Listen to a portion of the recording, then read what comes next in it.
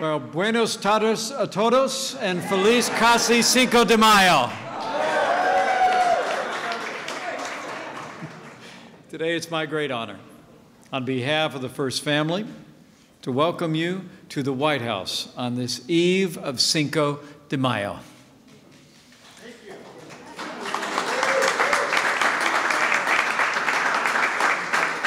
And I bring greetings from the President of the United States of America, President Donald Trump.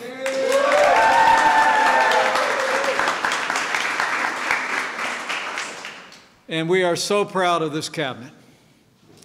And I am so grateful. Secretary Alex Acosta, thank you for that kind introduction. Would you all join me in giving a vigorous round of applause to the new Secretary of Labor for the United States of America?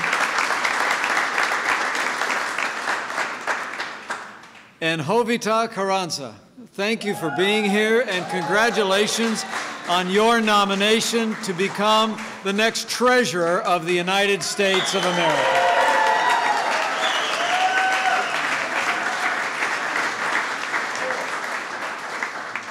And Ambassador Guterres, who changed his travel plans to be here with us today. It is a privilege to have you here. Thank you, Mr. We are honored by your presence. Thank you for all that you do to build a stronger relationship between the United States and Mexico. We are truly grateful.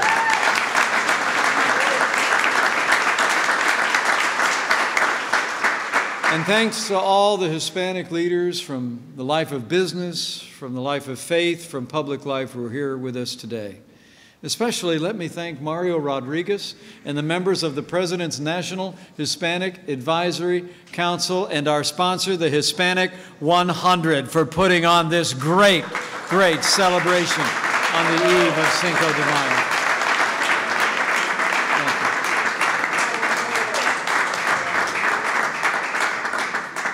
It really is an honor for me to be with you today. The President personally asked me to join you today as we celebrate this important moment in the life of this nation and in the history of so many Americans. But let me also say it's a particular joy to be here tonight with my much, much, much better half, my wife of 31 years, Karen Pence. Would you join me in welcoming her back?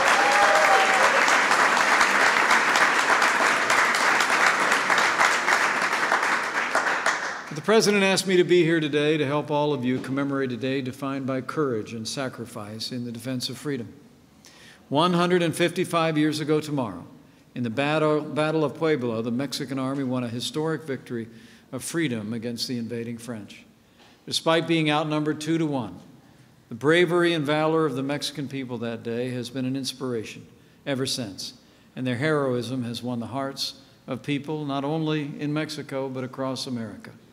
Cinco de Mayo has become a day to celebrate the extraordinary contributions that Mexican Americans and really all Hispanic Americans have made and continue to make in the United States of America. Today, millions of Americans can trace their heritage back to Mexico. From past generations, we celebrate their many contributions to the life of this nation.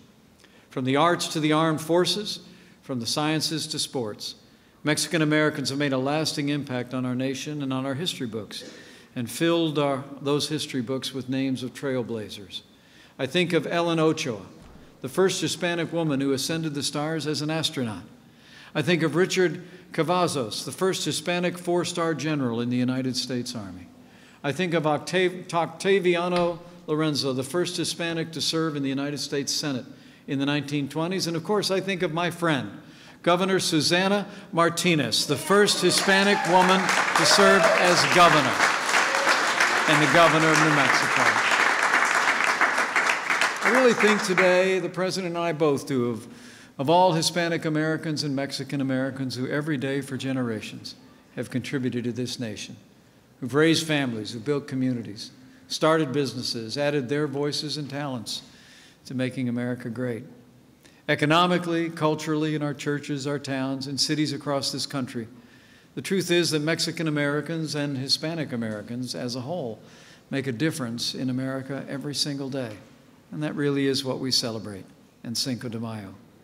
We think of the extraordinary number of Hispanic-owned businesses, which actually grew by more than 50% over the past decade. And nearly half of all the Latino-owned firms are owned by people of Mexican heritage. And Latina-owned small businesses are the fastest growing business sector in the United States of America.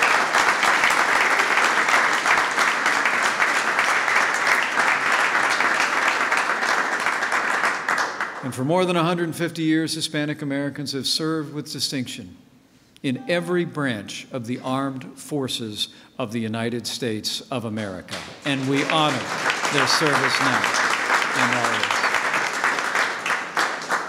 The regiment in the Civil War, from the Arizona's National Guard Infantry Regiment in World War II, which General Douglas MacArthur called one of the greatest fighting combat teams ever deployed for battle. Hispanics have a long and proud history of putting on the uniform to defend our freedom and our very way of life. Over 250,000 Latinos today are serving in the Army, the Navy, the Air Force, the Marines, the Coast Guard, and our reserves at this very moment. Folks, Mexican American and all Hispanic American communities are one of the most vibrant threads in our national fabric. Their success, your success, is America's success. And it's why Donald Trump is fighting every day to empower Hispanic Americans to contribute even more to our country's future. The President has made the Latino community a priority, and we always will. We've been participating already with the Latino Coalition, the U.S. Hispanic Chamber of Commerce, in conferences and listening sessions with business owners, parents, teachers, healthcare workers. The President's made a point, as we've had listening sessions one after another at the White House, to ensure that we're hearing from the Hispanic community in America as well. Since day one, the President's taken decisive action to restore opportunity and prosperity for every American, including Hispanics, to make it possible for every American to climb the ladder of success and live the American dream. In fact, you saw the President's leadership on full display this last week. Thanks to President Donald Trump, what you saw pass in the House of Representatives today is the beginning of the end of Obamacare.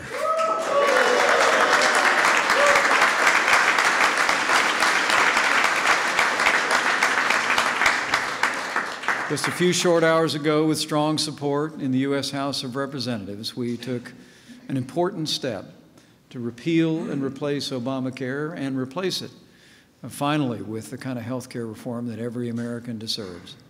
But it's not just health care. President Trump's agenda also includes taxes and regulation and energy. The President is absolutely determined to ensure that as we go forward in this country, we promote policies that will create jobs and opportunity for every American, including Hispanic Americans. In fact, the President is preparing right now, after we move forward in the Congress with health care reform, this President is going to pass the largest tax cut in American history.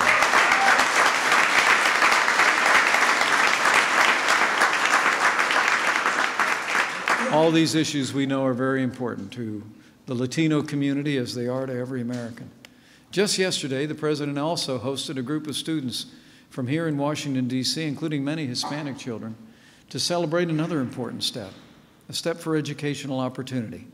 The President, in this week's spending bill, a bill he'll sign tomorrow, was able to extend the educational voucher program here in our nation's capital, opening doors of opportunity for disadvantaged children.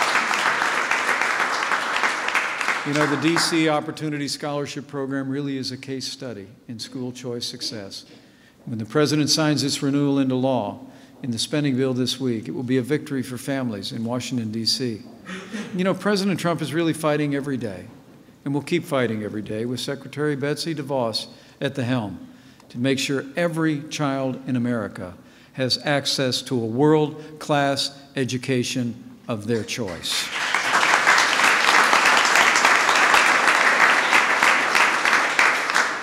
So as I close on this eve of Cinco de Mayo, let me just say that, like all of you, I count among the greatest blessings of my life to simply call myself an American.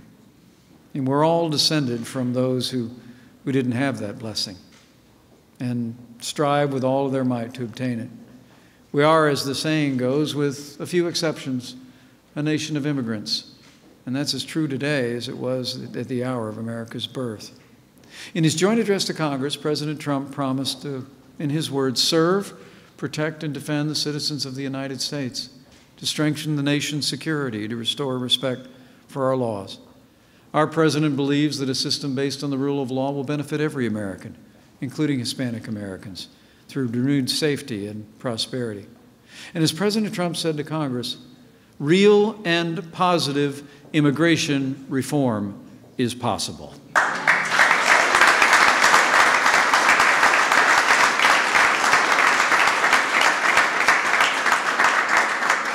And on this eve of Cinco de Mayo, I can assure everyone here that as we move forward, we will, as the President said in his words, show great heart every step of the way. This is a deeply personal matter for those of you in this room, and it's also a deeply personal matter for me.